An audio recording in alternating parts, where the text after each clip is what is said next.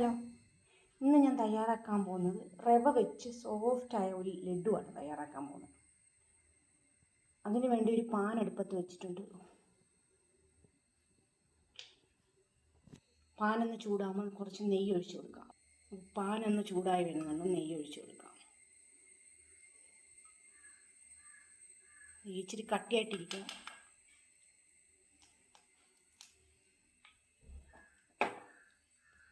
തീ മീഡിയം പരുവത്തി വെക്കാം. ഇനി നമുക്ക് വേണ്ടത് റവ ഇട്ട് കൊടുക്കാം. അതിന് ഞാനൊരു കപ്പ് റവ എടുത്തിട്ടുണ്ട്. നല്ലോണം ഒന്ന് ഇളക്കാം.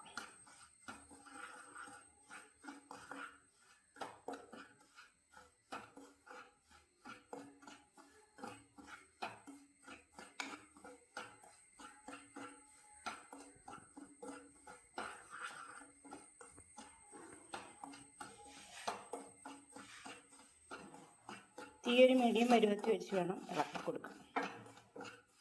നല്ലോണം ഒന്ന് മൂത്ത് വരട്ടെ.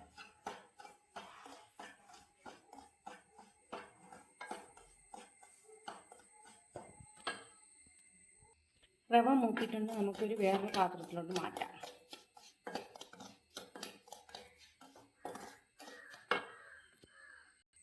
ഇതേ പാത്രത്തിൽ തന്നെ നമുക്ക് പഞ്ചസാര ഇട്ട് കൊടുക്കാം.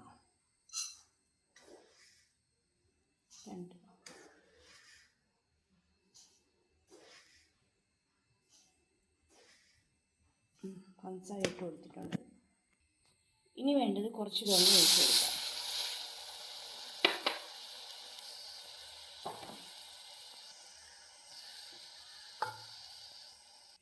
ഇനി വേണ്ടത് തേങ്ങ ഇട്ട് കൊടുക്കുക.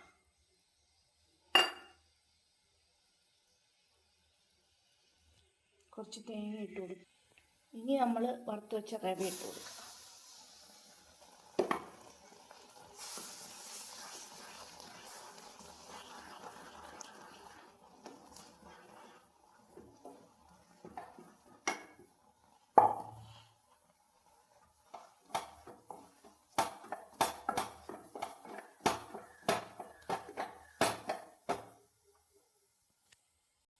ഇനി വേണ്ടത് കുറച്ച് പാൽ ഒഴിച്ച് കൊടുക്കുക.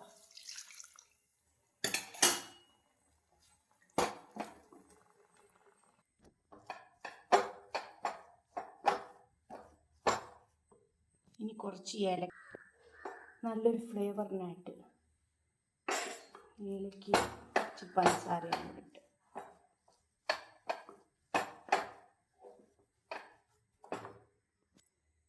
ഇനി നമുക്കിതൊന്ന് വറുത്തതിനകത്ത് ഇടാം.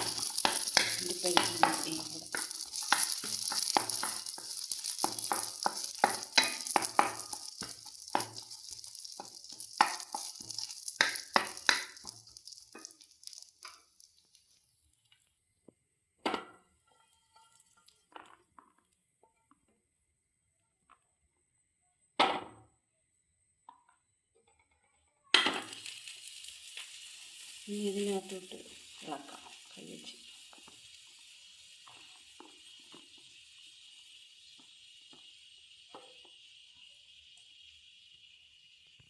ചെറിയൊരു ചൂടുണ്ട്, ചൂടൊന്ന് മാറട്ടെ. അപ്പോൾ ഇങ്ങനെ ചെറിയ ഇതാക്കി നമുക്ക് ലഡുവാക്കി ഇങ്ങനെ ഉരുട്ടിയെടുക്കാം. ഇതേപോലെ തന്നെ എല്ലാ ഇതുകളും ചെയ്തെടുക്കാം. ഇതേപോലെ ഉരുട്ടിയെടുക്കാം. നമ്മുടെ ലഡുവൊക്കെ ഇങ്ങനെ ഉരുട്ടിക്കൊണ്ടിരിക്കുക. ഉണ്ട്,